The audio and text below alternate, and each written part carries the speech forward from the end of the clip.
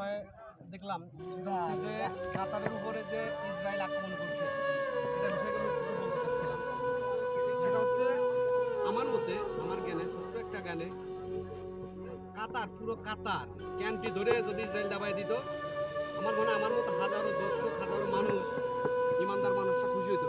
বলতে পারেন যে আমি একজন বাংলাদেশের নাগরিক হয়ে, মুসলমান ছেলে হয়ে কেন ইসরায়েলের পক্ষে কথা বলতেছি, এজন্যই বলতেছি।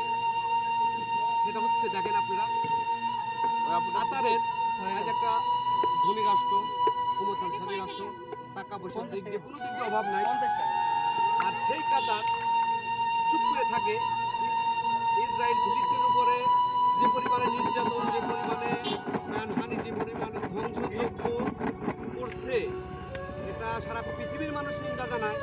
আর কাতার একটা মুসলমান ক্যান্টি হয়ে আরব বিশ্বের ভিতরে, আমাদের এশিয়া মহাদেশের ভিতরে সে চুপ করে থাকে।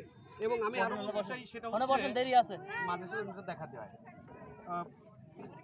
আরো আমি বলতে চাই, সেটা হচ্ছে সৌদি আরব, ওমান, দুবাই, এরকম যে কয়টা মুসলমান ক্যান্টি আছে, প্রত্যেকটা ক্যান্টিতে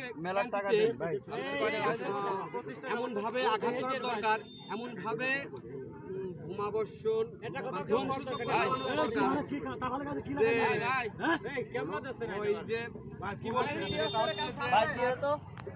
ওরা মুসলমান হয়ে কেন চুপ করে আছে? আমাদের মুসলমানের উপরে আসে ইসরায়েল। এই ভাই 5 টাকা আছে তো? আজকে 5 টাকা আছে? 2 দিন আগে যে ধ্বংসযজ্ঞ চালাইছে, বিমান হামলা চালাইছে, এখন আপনাদের 5 টাকা কইলে চেষ্টা করে দেখেন তো ভাই, এটা কি রাইট করছে? আমার মনে হয় যে এরকম আরেকবার করলে পারেই তাহলে আমাদের পেয়ারটা শেষ হয়ে যাবে। ঘুমাই তলে পেয়ারগুলো শেষ হয়ে যাবে। জ্ঞান নেবেন, ঈমান সবগুলো জেগে উঠবে। তো ভালো থাকবেন। এই ভাই এবারে একটু